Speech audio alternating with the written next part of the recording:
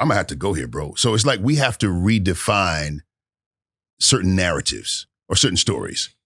I'm gonna talk to you a little bit about story. Mm-hmm. All right, watch this. All right, Rebel. Rebel.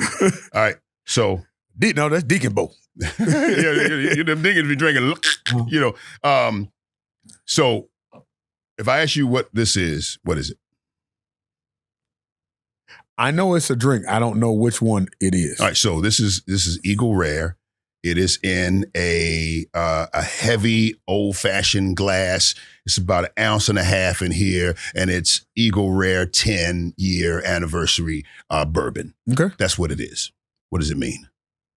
That's an interesting question for me because you're asking what does it mean, and I don't know what it means for you.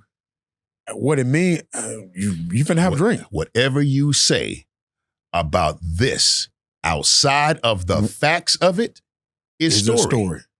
And if you make up one story, you can make up another one. Because stories are not facts. It's just how we see something and how we interpret it. One story about this is, hey, ain't you a Christian? You drinking liquor?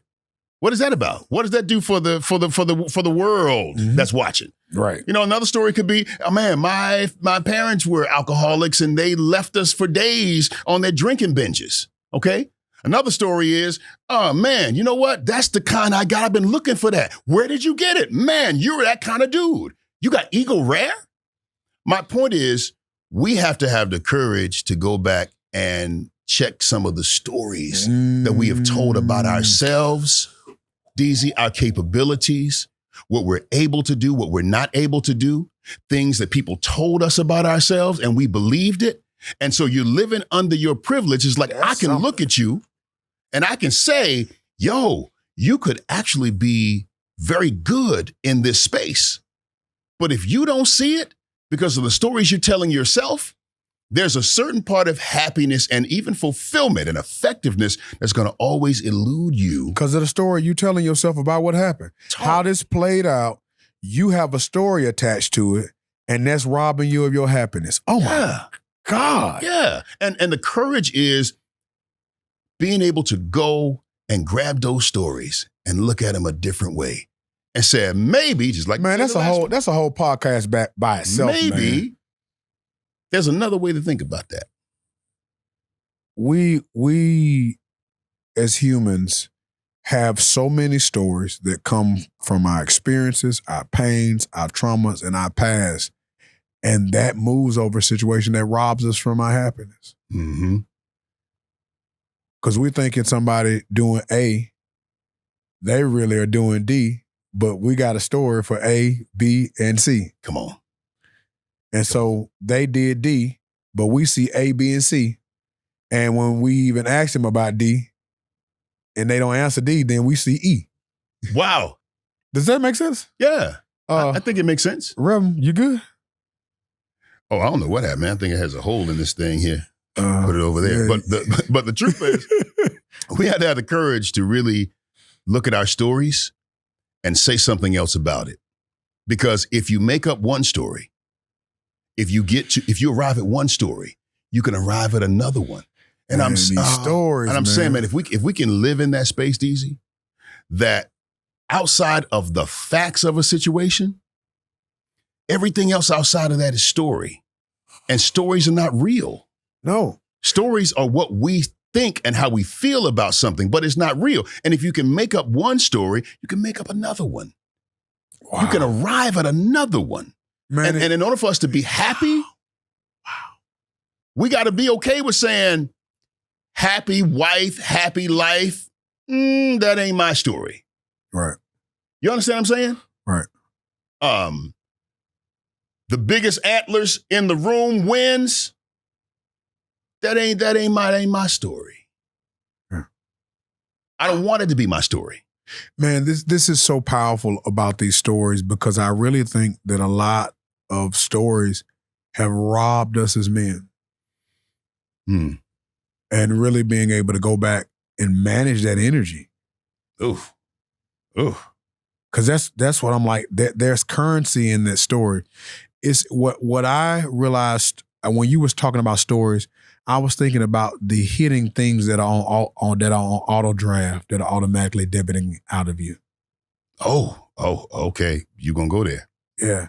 Let's take it there. So whenever you have a story on something, it's a recurring draft. Mm. And it's often hidden. Mm. And you're wondering what took place and what happened. And you're wondering why. It's like, I didn't swipe that. No, that story, that recurring draft that happened in that moment that just keeps drafting by. And you could have so much more if you check that story. If you change the nature of the story from a draft to a deposit. Oh, very much so. You can have a draft or you can have a deposit based on the story that you tell yourself. DZ, come on, bro. Yes. You said that, bro. Yes. So, okay, all right. So watch this. All right. Work with me. Go. I'm in a situation where my wife won't let me do X, Y, Z, and she never seems to be happy. And I don't know what to do. That's a narrative. That's the draft version. Give me the deposit version.